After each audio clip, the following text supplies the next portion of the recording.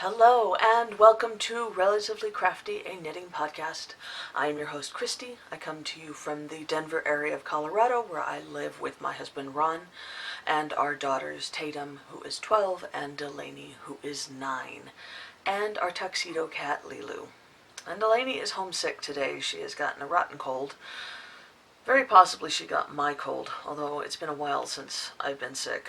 I'm hoping that she's not going to share it with everybody, because I've already done the cold thing, and I'm ready to be done with that for the rest of the season.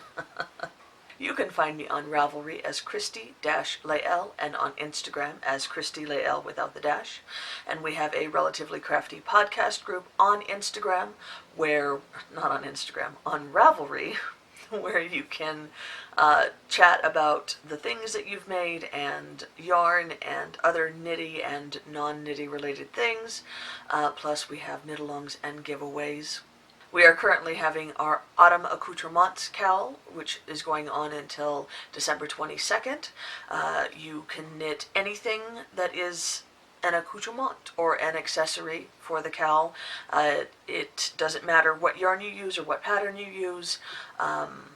It just has to be an accessory, basically. So no socks, no blankets, no sweaters, and yeah, as long as you and no stuffed toys. As long as you can, wear it as an accessory, then it counts. If you knit up to 399 yards, then it is 1 entry. If you knit 400 yards and above, then it is 2 entries. And I ask that you put an extra FO post in the FO thread if you qualify for 2 entries.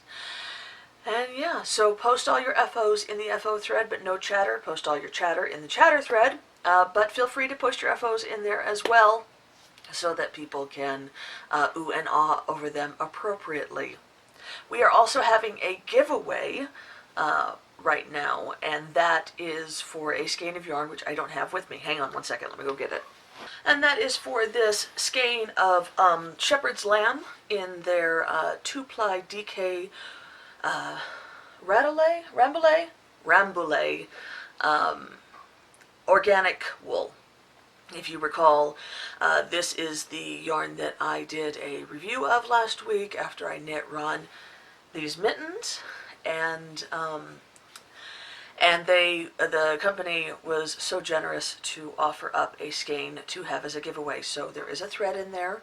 You just basically have to be a member of the group on Ravelry, be a member of the or be a subscriber to the podcast, and tell me what you would make if you won this skein.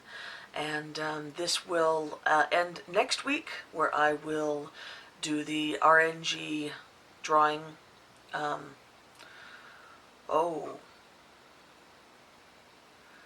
Next Tuesday.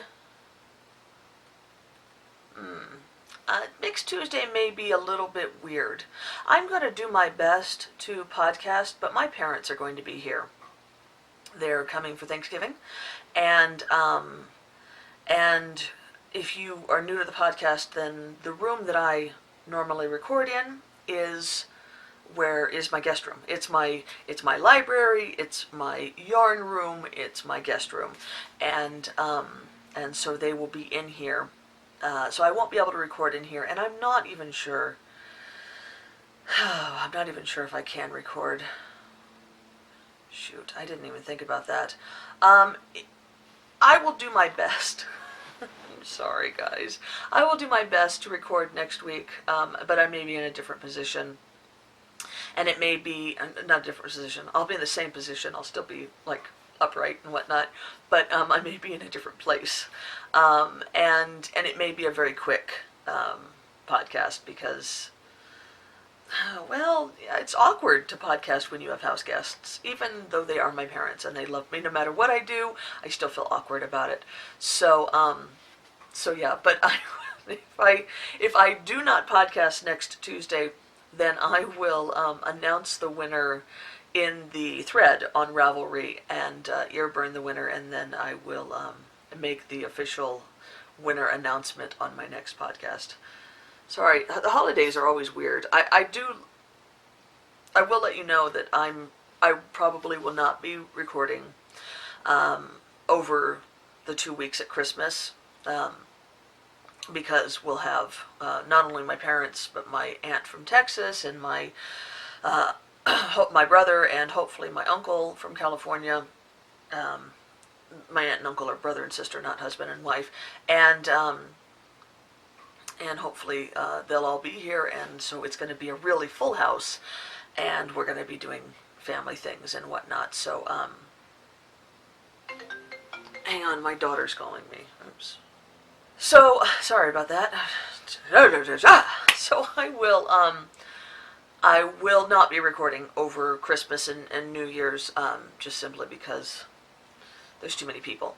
But that's neither here nor there. Let's go ahead and get into the knitting. That's what you all came here for, right? I have, as is my habit, I will start with my FOs. I have only one FO this week, but it's adorable. Look. Woody and Buzz. I love these socks so much, guys. This is my November entry for the Desert Vista Dye Works 3rd annual monthly Sock of the Month Club. Still don't think I've got that name right. I think I'm putting in month too many times. 3rd annual Sock of the Month Club? Maybe? I don't know. Anyway, the point is that you knit a pair of socks each month, starting and finishing it within the month, out of Desert Vista Dye Works yarn. And this is my November entry. I have done it for 11 months now. I have 1 month left to do, and then I will have completed the entire year-long KAL, and I am looking forward to having done that. It feels like it's quite an accomplishment. Even though I was going to knit socks anyway, and even though this is it will only have been 12 pairs out of, I don't know, close to 60 pairs that I've knit out of the year, I still feel like I've done really well by knitting all of them for the KAL. So this is in their Viso base, which is pretty much, I think with the exception of 1 month where I knitted out of their sparkly, whatever their sparkly base is, I've knit them all out of the Viso base, and I do like the Viso base. And the colorway is Woody, for Woody from Toy Story, and Buzz from Buzz Lightyear from Toy Story. And they're obviously meant to be worn as a mismatched pair, and I absolutely love them. I was more keen on knitting the Buzz. I am a bigger fan of the Buzz colorway, but both socks were fun to knit, and it was nice to enjoy knitting a pair of socks again while I've been going through this kind of sock slump that I've been going through these past couple of months, I guess. So yeah, they are done. I knit them using my basic stripey recipe. I did a toe-up sock, did a cast-on toe-up with a Turkish toe. I did a Turkish toe cast-on. Having a rough time of it today. I did these toe-up with a Turkish cast-on. I did a true afterthought heel, and then did 1x1 ribbing with Jenny's surprisingly stretchy bind off, and I'm super excited to be able to wear them. They were so much fun to make. And that's it, guys. That's all that I finished this week, but I have made lots of progress on my sweater, and I will show that to you in a minute, but let me show you my other whips.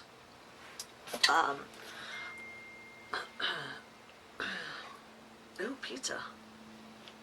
Sorry, I just got a text saying that our knit night is going to have pizza. So I'm excited about that.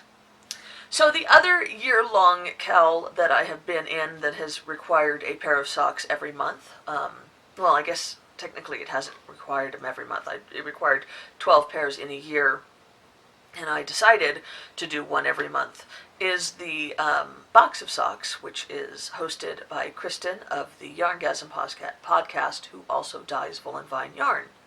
And like I said, you're allowed, for her KAL, you're allowed to knit them anytime. You could do all 12 pairs in 1 month and then not have to knit another pair of socks for the entire year. Or you could, knit them one a month or 2 every other month or whatever you wanted. I opted to knit them 1 a month, and I opted to knit them out of the oldest stripies in my stash. And so I set them all aside at the beginning of the year, and I've been pulling from them each month, and this is the 11th pair that I have knit for that KAL as well. I haven't gotten very far, but I do have a toe. This is out of White Iris yarn in the Strawberry Lemonade colorway, which I realize now I probably should have knit over summer, because Strawberry Lemonade is summer, right? Although Delaney feels like it, because it's yellow and red, it's kind of autumny or autumnal, so I'm going to go with that. But anyway, I am knitting these for myself. It is a requirement of the box of socks KAL that the socks be for you. So I am knitting them for me, and I will get them done in time. I mean, what is it, the 13th? What day of the month is it? The 14th.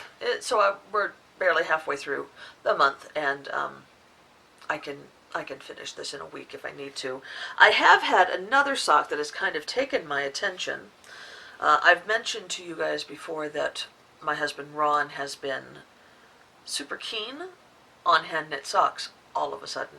I've been knitting socks for close to 10 years and knit over 200 pairs of socks, and now all of a sudden he wants knit socks. So he's got 3 pairs. He's technically got 4 pairs, but one of them needs to be darned. I did look at them and say darn socks, but he didn't accept that. So anyway, they've got just some holes, just some 2 small little holes that I need to darn. And then he will have 4 pairs of socks, but he wants to wear them every day of the week for the entirety of the cold months that we have here in Colorado. And if you're familiar with Colorado, the cold months start in September and go until May. So now it's not always cold for those months. They have a saying here in Colorado that you get all 4 seasons, and sometimes you get them all on the same day. I think that's a little bit of an exaggeration, but you can definitely get them all in the same week. We have had weeks where it has been 80 degrees on Monday and snowing by Thursday. So, that's just the way it goes. So anyway, he's going to need them for a while, and if I don't want to have to do sock laundry twice a week, then I need to knit him some more socks. So I had him go through all of my stash and pull out the skeins that he wanted for socks for himself. There's only a small handful. For some reason, he doesn't really want neon socks, and I can't understand why. But he did pull out some skeins, and this is the skein that he opted for his next pair of socks, and I can't blame him. Gray and red is such a great combination, and this is like a muted red, so it's even better. So this is, I don't have the tag. Hang on a second. This is Opal Talisman. So Opal, Zwerger Garn Opal, in their Talisman line, and the colorway is 9277 Craft with a K. And I really like the way it's knitting up. I'll show you now. I've got not quite half of the foot done. I am knitting them toe up, which I haven't done for his socks before. The few pairs of socks that I've knit him over the years have all been top down with a heel flap and gusset. I am hoping that I can do these toe up and have them fit him well, because toe up is my preference for knitting socks. Now, if these don't really work out, or if they just end up being too tight or hard to fit him, then I will go back to knitting them top down. I know that a heel flap will fit him, but I am hoping to be able to do a fish lips kiss heel, or even an afterthought heel, because I do have some stripies that I'd like to knit for him, and I always feel that stripies look better with an afterthought heel. This isn't technically a stripy, their opals are more like, well, at least this kind of opal is more like a self-patterning. I do have a few that look kind of like stripes, but then you have these kind of almost stranded looking sections, which is kind of what they're good at. So anyway, I am really enjoying the way this is knitting up, and I'm enjoying knitting this sock. So this is the one that I've been pulling out when I've had a few minutes to knit on a sock, and yeah, we'll see how it goes. And then I did sit down yesterday and work a little bit on my Colorwork mittens, my pumpkin spice latte mittens by Skein Deer Knits. They are supposed to look like this, and I was so keen when I cast them on, and then did most of the cuff of the first mitten, and then stopped. And so I thought, you know what? I've already gone a full week. In last week's podcast saying that I hadn't made any progress on them, I need to sit down and work on them. So I did spend some time yesterday and today working on them, and I have gotten just past the thumb gusset on the first mitten. Now, I wanted to show you this. This is obviously not the right side. I knit all of my Colorwork stuff from inside out. And I do that because it helps give a little bit of extra space around the turn, I guess you could say. When you're knitting magic loop and you go, you knit one side and then you go and you go to knit the other side.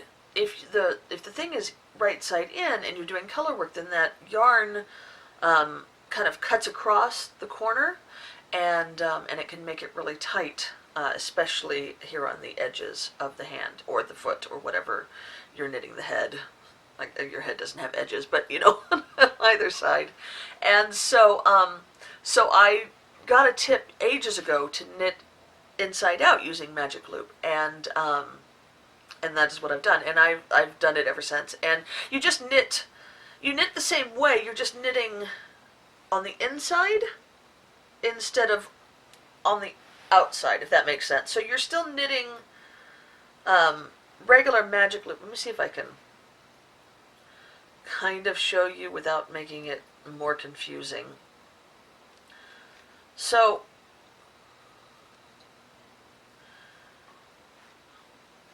here it is.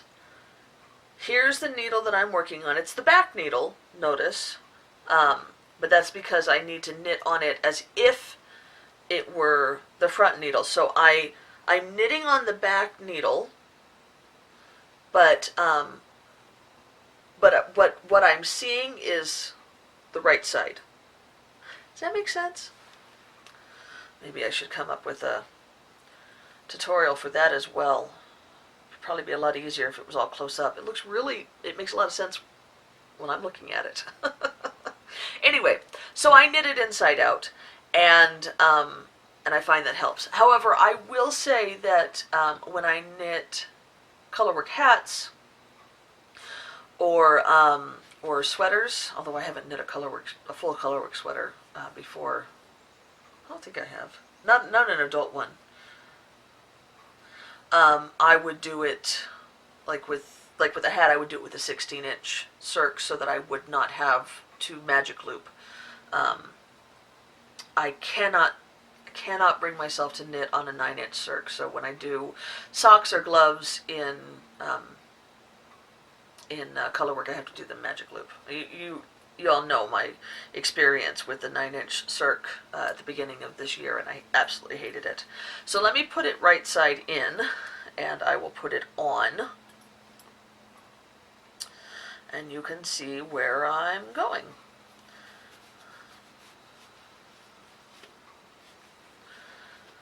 So here's what I've got so far. It looks a little,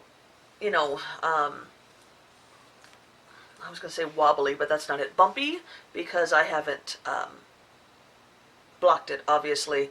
But I've got half the hand, and there's the palm, and there's the, I don't know, can you see the pumpkin? Right there. The pumpkin.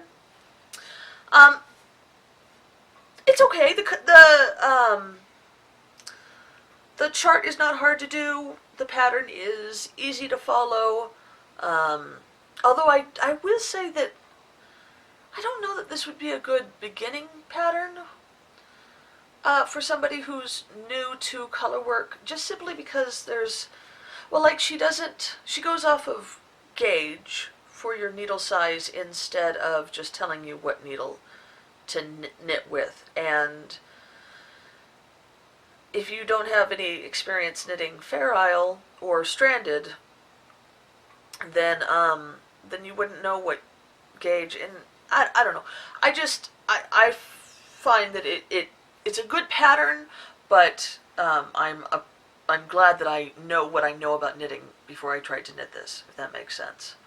I did go up a needle size for the Colorwork. I did the cuff on a size 1 on a ChiaoGoo 40-inch US 1 red lace needle, and then it became quickly apparent that the Colorwork was going to be too tight on the 1, so I upped to a 1.5 US. And I don't have a ChiaoGoo 1.5 US, so I am using a Knit Picks 40-inch circular needle, and I am reminded why I'm not why I use ChiaoGoo. Knit Picks used to be my favorite needles of all time up until just a couple of years ago, maybe 3 or 4 years ago. But I discovered ChiaoGoo, and I kind of am a complete convert. I do still have all of my Knit Picks needles,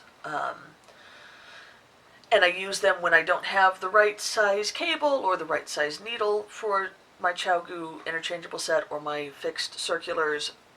But as the Knit Picks are dying, and they do tend to die eventually, I'm not replacing them. I'm just getting ChiaoGoo instead. So I'm replacing them with ChiaoGoo. So, so anyway, I will go tonight, probably, at knit night, and pick up a 1.5 ChiaoGoo red lace to replace this one, because it's just not as fun to knit with. The cable's not as nice. I have kinks in the cable from use. I mean, I don't want to give Knit Picks a bad rap, because they make decent needles, but I've used these over and over and over again for a long time, and so they're just getting worn out. So so the joins aren't quite as nice. I went through 2 different. This is the 3rd Knit Picks needle that I pulled out, because the other ones were just old enough that they came out at the joins, and they're ones that I tried to glue back together a while back, and so then it just wasn't a smooth join anymore, and so I'm like, yeah, I'm not going to fight with that. So anyway, this is where I've gotten. I figure if I give this some attention, like over the next, like if I spent 3 hours, I could probably finish this glove. But I'm not, or mitten, I guess it's not a glove. But I'm not sure if I am going to do that, if I'm going to try to just power through the entire thing or do it bit by bit. It's enjoyable for 5 to 10 rows, but I don't want to burn out, I guess. I have a pair of socks that I started 4 years ago, and I finished the first sock at the beginning of this year. Here's a picture of it, and it's a gorgeous pattern and gorgeous yarn, and the socks are coming out amazing. But I burned out on Colorwork, and I just haven't gotten that love back. And so I haven't even started the second sock. I keep saying that hopefully I can start it at the beginning of next year, when I don't have as many KAL socks to knit. But with this pattern, while I am loving the pattern and I love the colors of this yarn, I am not a huge fan of knitting with this yarn. It's very rustic, and it's not very enjoyable. And so it's not as much fun to knit with. This is Jamieson and Smith 2-ply jumper weight, and it's great for colorwork. It really is great for colorwork, especially if you have to steek something. But it is very rustic and toothy, and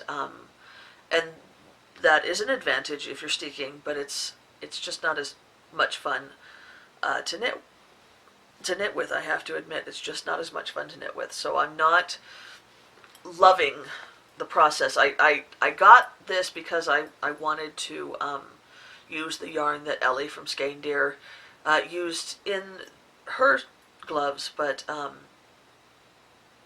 kind of wish that I had gone with something a little bit more enjoyable. Again, it's a highly reputable yarn. It's a good yarn for colorwork. I'm not bad-mouthing it in any way. I'm just not enjoying it as much as I wish that I was.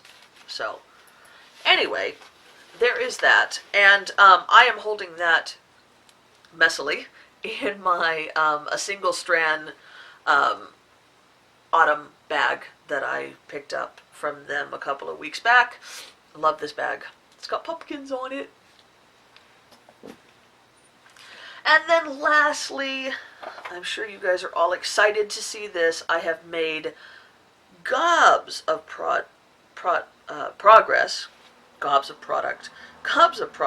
on my So Faded sweater.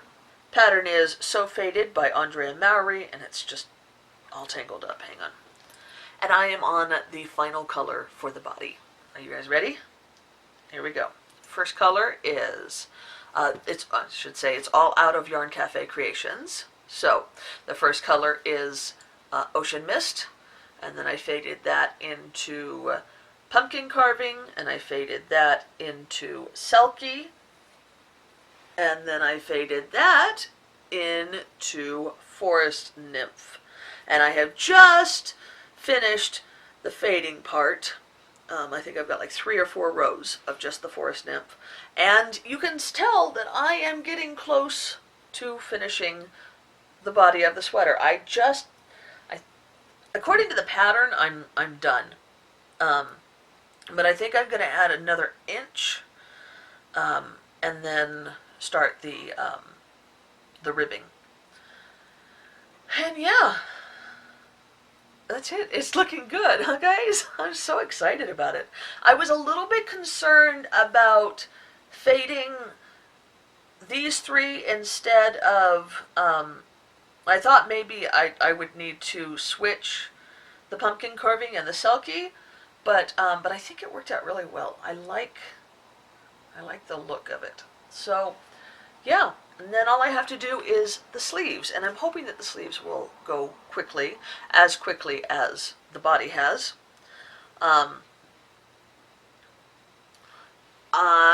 Let's see, I have some leftovers. I have this much left over of the Ocean Mist, but I only need that for the collar. In fact, I think I might do the collar before I finish the body, before I start the ribbing on the body, because you have to go down a needle size for both the ribbing and the collar, and so I think that before I use that needle to do the body, I will do the collar real quick. So I have about 30 grams left of this, which should be plenty to do the collar, and then I have about 30 grams as well of the Pumpkin Carving, which I will use on the sleeves, hoping there's enough. I think my one fear is that I went too far on the Pumpkin Carving, and you might notice that the Pumpkin Carving is slightly bigger than a bigger section than the Selkie, and that is because I realized that I probably had gone too far with the Pumpkin Carving a little bit too late. I have about 45 grams of the Selkie left over, so if I just don't have enough of the Pumpkin Carving, I can make the sleeves long enough with the Selkie, and then I will have plenty left over of the Forest Nymph, which is good because I think I do want to make these thumb sleeves, so they will be longer than the pattern calls for, and that'll be perfect. I can do that with the Forest Nymph. So yeah, making good progress. I will definitely have the body done by the time I podcast next, and maybe half the sleeves. I'm thinking about doing both the sleeves at the same time so that I can get them done. I can give myself the illusion that I'm getting them done faster. Because I'm very excited to get into my next sweater pattern, which is, of course, the Comfort Fade, which is also by Andrea Mowry. I've got the yarn sitting over there, and I wanted to wind it for a week now, but I know that if I wind it, then I'm going to want to cast on, and so I'm fighting winding so that I won't be tempted to cast on. And I want to get that sweater done quickly because I really want to make myself a flax sweater out of that Lolo Did It in Look at the Flowers, Lizzie, that I bought a couple of months back, and I've been excited about that sweater as well. If Andrea Mowry hadn't come out with the Comfort Fade Cardi just recently, I would have been knitting the flax sweater next. So those are the 3 sweaters that I want to get done, and I really want to get them all done before the end of the year because I want to wear them right now. So anyway, that is all of my whips. So I guess we'll go into what's next? Yarn haul. I only have one thing to yarn haul, but it's actually a box of things, but it's only from one purchase and one dyer. I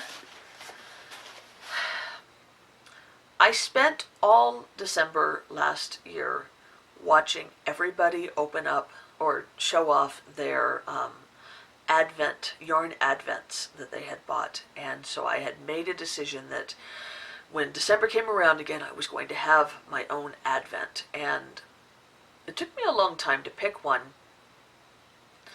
And in the end, I ended up going with a dyer that I didn't have any experience with.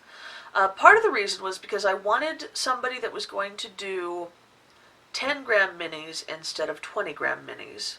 If you're not familiar with an advent, with a yarn advent, is you have an indie dyer who dyes 24 minis, and you open one each day of Advent, and then you make some kind of scrappy project out of it. Some people knit it, while they're right after they open it, they knit ornaments out of it, or they knit scrappy socks, or they put it in a scrappy blanket, and they knit it each day of December. I'm not pushing myself to do that.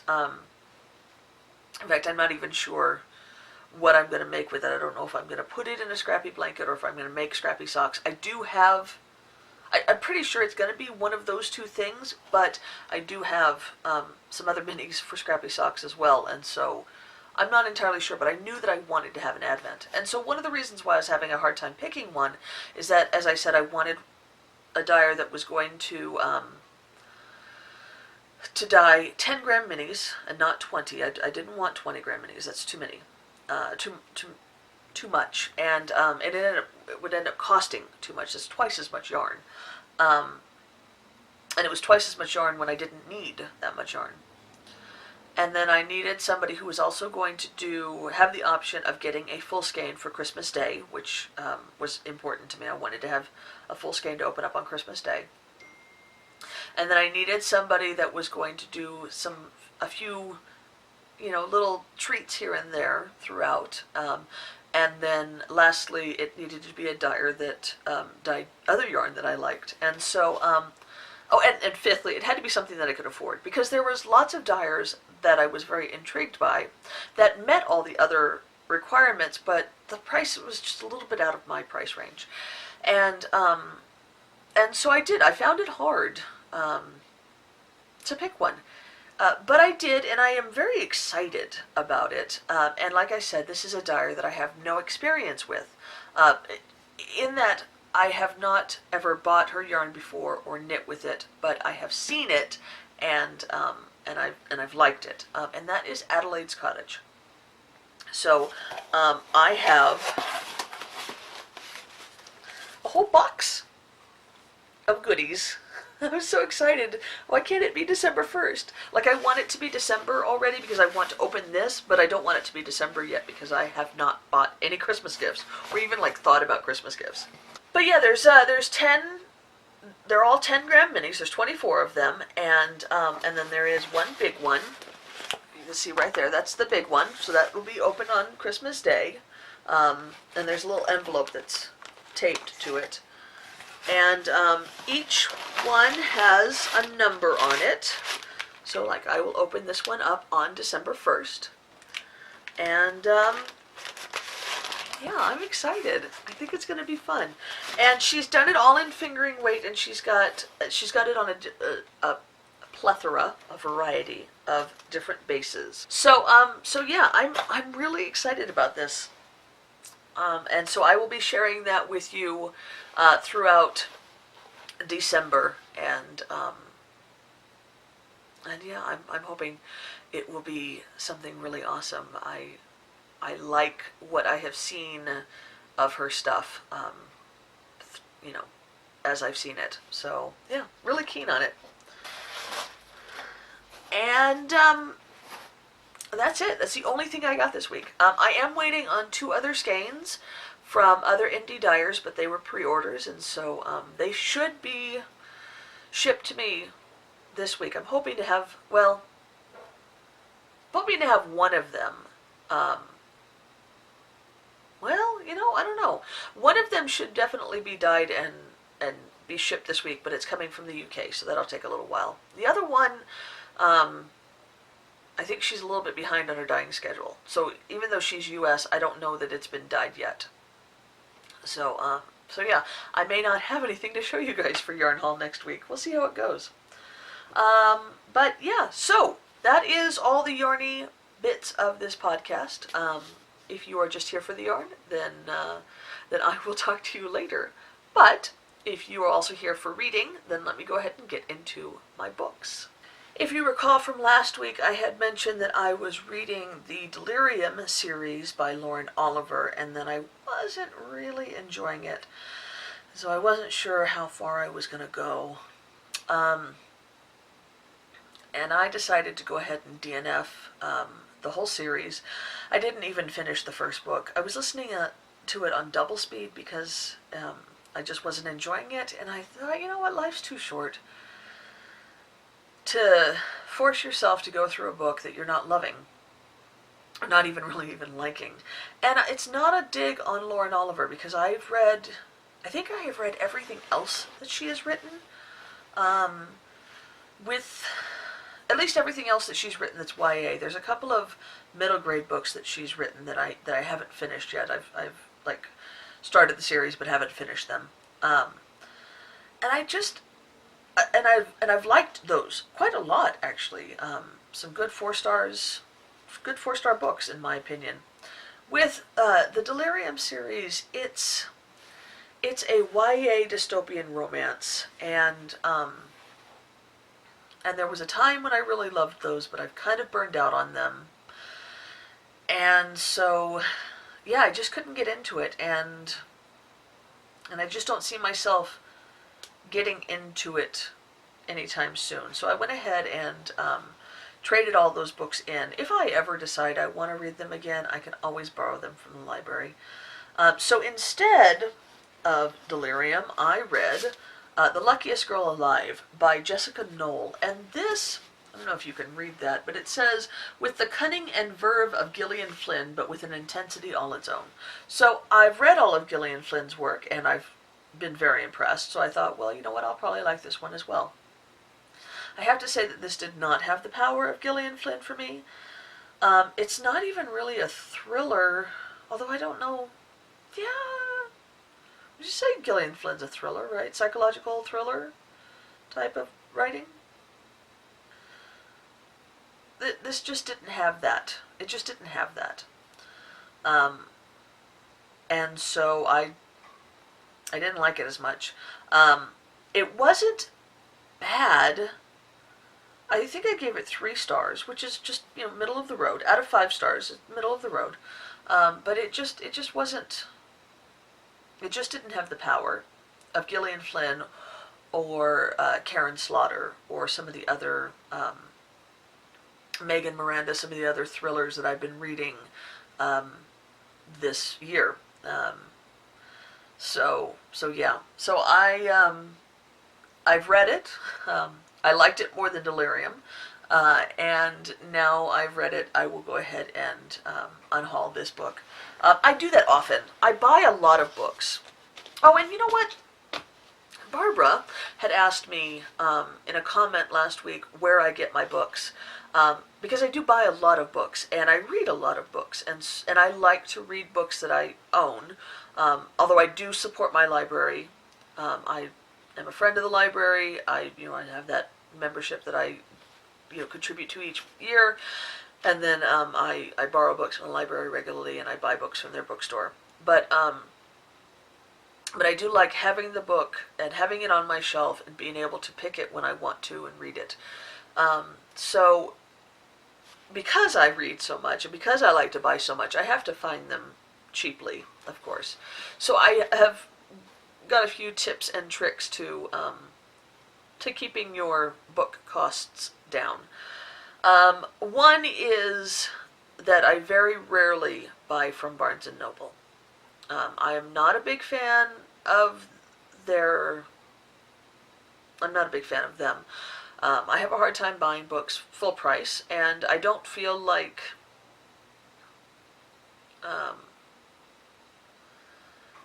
there's much incentive to support their company, if that makes sense. I don't have anything against them per se, but they're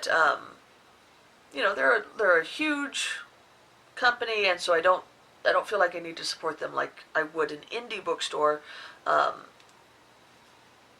And whereas Amazon is also a huge company, they at least have a price incentive for me to purchase books from them. So I don't buy often from Barnes & Noble. I do go in there every once in a while. If I can't find a book someplace else and I'm looking for a specific book and I need it quickly, I will go to Barnes & Noble. I don't boycott them, but I'm just not as big a fan of theirs.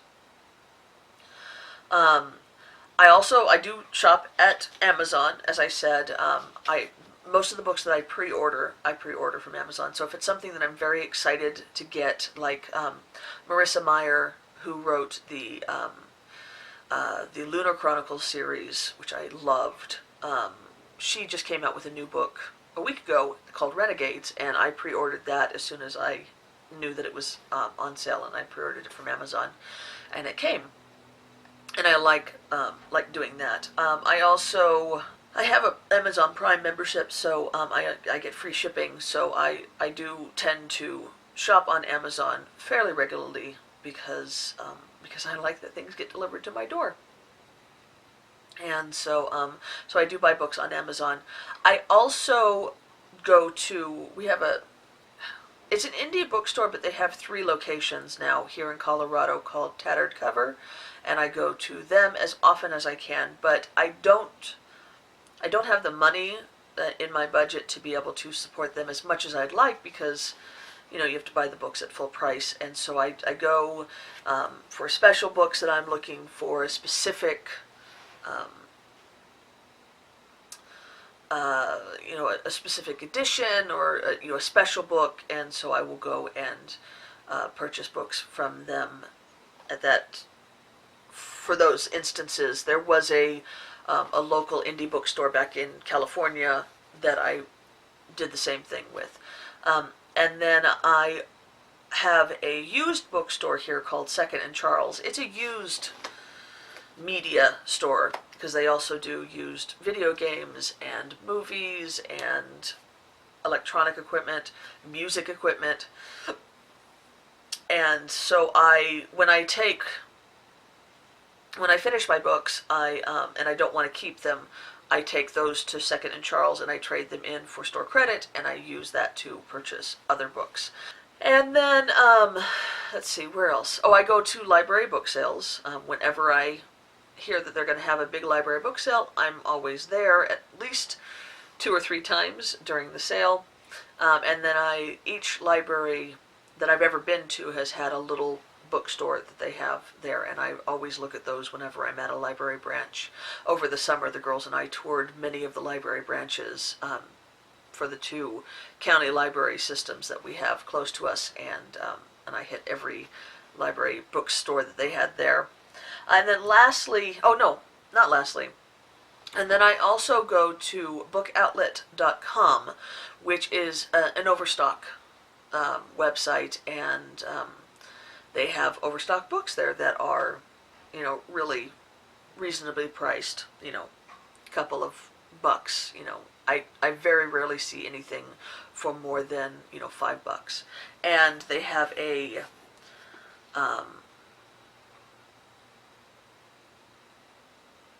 damaged section. I can't think of what it's called now. But you often get those for a little bit cheaper. I never get the hardcover ones that, scratch and dent, that's what it's called. I never get the hardcover ones that are scratch and dent because often you can get those without the dust jacket, and those just, I like the dust jacket. I like the covers of books, so that's important to me. But like, this would be a good scratch and dent. There's a crease here in the back cover, and so this would be considered a scratch and dent book because of that. And I'm okay with that because it's going to be sitting on my shelf, and it doesn't affect the way it looks on my shelf, and it doesn't affect the way that I read the book. So I go to Book Outlet fairly often. The one downfall of theirs is that their shipping is kind of expensive. Although if you buy $35 worth of books, which is not hard to do when you're me, then you get free shipping. And then there are a couple of other used book websites that I go to. I should say Book Outlet is New Books, and then Book Depository is also New Books. And Book Depository is, I think it's a UK-based company, and so you often can find the UK covers there, if that is what you're looking for. They have free shipping worldwide, which is great, and the prices are very reasonable, kind of like Amazon. But the downfall is that you have to wait for it to come from the UK, so it can take up to 2 weeks to get here. So if it's a book that you're super excited about, it's not really the best way to get it fast. And then for used books online, I go to Abe Books, which is also UK-based, although they do have US sellers on there now. I'm finding more and more US sellers, and it's kind of, it's all used, as I said, abebooks.com and then thriftbooks.com as well. And you get used books for a good price, and you can, of course, pick what quality of the book it is, what condition the book is in. So, this is a used paperback and it's in very good condition, or it's in like new condition, or it's in acceptable condition, or it's an ex-library book or something like that. And the prices are really good. And Thrift Books is, I think you get free shipping if you have an order of $12 or more. And then Abe Books doesn't have a cutoff like that, but you can pick books that offer free shipping. And so when I'm looking for things, those are the places that I go. I like to have lots of books to look at and lots of books to choose from. So I have, as I said, 970 books or so on my shelves, and I really have only read a little bit over a third of them. I like to have a bunch of books to look at that are waiting for me to read, and so yeah, most of the books on my shelves I haven't read yet.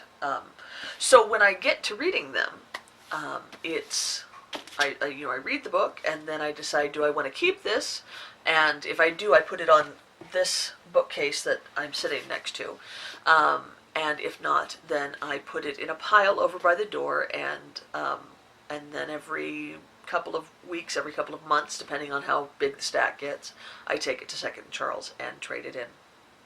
And so this is one of the books that I'm going to trade in. And because I often have only spent $2 to $5 for the book, I don't have to feel so bad about reading it once and then getting rid of it. But I'm not the type of person that wants to keep a whole bunch of books on my shelf that I didn't really love. So, yeah, there you go. That's my whole story. What else am I reading? After I finished The Luckiest Girl Alive, I decided to pick up this book, which is one that I've had for a long time, and just kept putting off reading. This is Beautiful Ruins by Jess Walter, and it's a literary fiction book, so it's one of those ones, kind of like a Frederick Bachman or a Rachel Joyce, where it kind of tugs at your heartstrings, and you kind of learn more about the characters as the story goes on.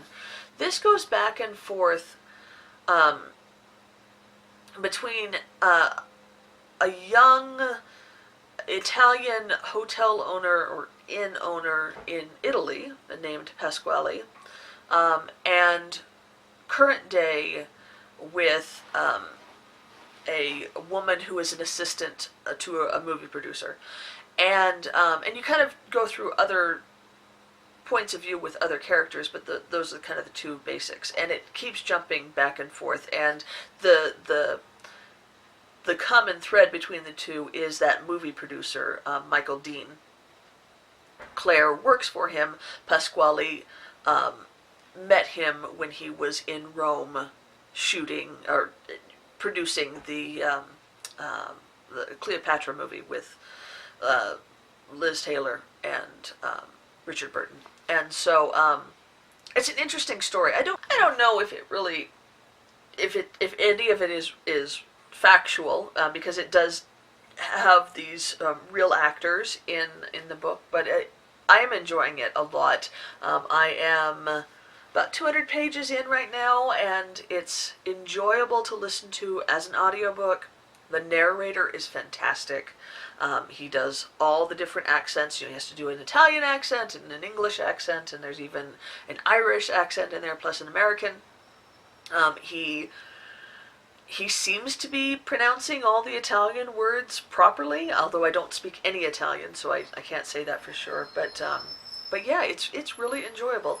I did find the first chapter or two a little bit hard to get into, but I was coming off of this book, which was harsh, and then going straight into this book. Like I was listening while I was doing my grocery shopping, and so I literally finished The Luckiest Girl Alive and then started Beautiful Ruins a minute later, and it always kind of takes me a little while to get into the next book when I do that. I do like to tend to take a break of an hour or so in between starting and finishing, or finishing and starting a new book, but I couldn't walk around and finish my shopping without listening to something. So anyway, once I got into it, I'm really, really enjoying it, and I would highly recommend it. So hopefully it will continue in this vein, and I will love it all the way through. And another book that I am absolutely loving is A Dirty Job by Christopher Moore. This is the first of a duology, and I'm about the same position, about 250 pages in, and really, really enjoying it. It's funny, it's clever, and yeah, I'm very intrigued to find out what happens. I will finish this one and then go straight into the second book, which is Secondhand Souls. So by next time we meet, I should be well into this, if not done with it. And then when I finish Beautiful Ruins, I will be picking up My Heart and Other Black Holes, which is by Jasmine Warga. And I haven't read the back of this, but I do know that it deals with suicide, and it's a YA book, so I'm expecting it to be kind of heart-wrenching, and we'll see how it goes. I've heard mixed reviews. Some people have really raved about it, and some people have really poo-pooed it, so hopefully I'll be on the positive side of it. And yeah, that's what I've got now. So I guess that's the end. I hope you guys have a wonderful rest of your day, and I will talk to you later. Happy knitting. Bye.